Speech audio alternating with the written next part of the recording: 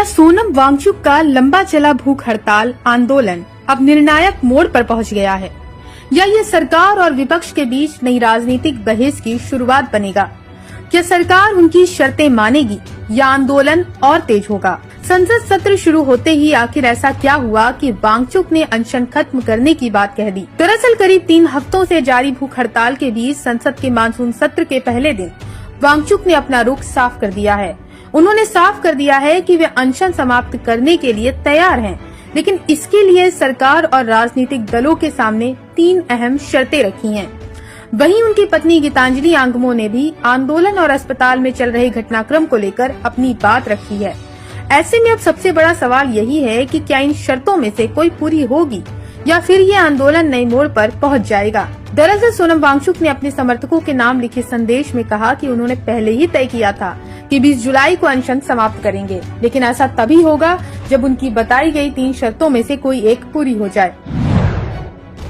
पहली शर्त के अनुसार केंद्र सरकार शिक्षा व्यवस्था में हाल के वर्षों में सामने आई गंभीर खामियों, विशेष रूप से पेपर लीक जैसी घटनाओं की जिम्मेदारी स्वीकार करे। उनका कहना है कि जवाबदेही तय किए बिना छात्रों का भरोसा बहाल नहीं हो सकता। दूसरी शर्त यह है कि अगर वो और कांग्रेस जनता पार्टी यानी सीजेपी का नेतृत्व संसद तक पहुंचता है और विभिन्न राजनीतिक दलों के सांसद ये भरोसा दिलाते हैं कि शिक्षा व्यवस्था से जुड़े मुद्दों को संसद में गंभीरता से उठाया जाएगा, तो वो अपना अनशन समाप्त कर देंगे। तीसरी स्थिति में अगर स्वास्थ्य कारणों या किसी अन्य वजह से उनके लिए ऐसा करना संभव नहीं होता, तो अलग अलग दलों के सांसद सफदरगंज अस्पताल पहुंचकर यही आश्वासन दें कि संसद में इन मुद्दों पर आवाज उठाई जाएगी। अपने पत्र के अंत में सोनम वांगचुक ने दावा किया कि उन्हें सफदरगंज अस्पताल में गैर कानूनी तरीके से रोका गया है। उन्होंने आरोप लगाया कि उनकी आवाजाही, लोगों से मिलने, अपनी बात रखने और संवाद करने की स्वतंत्रता पर कई तरह की पाबंदियां लगाई गई हैं।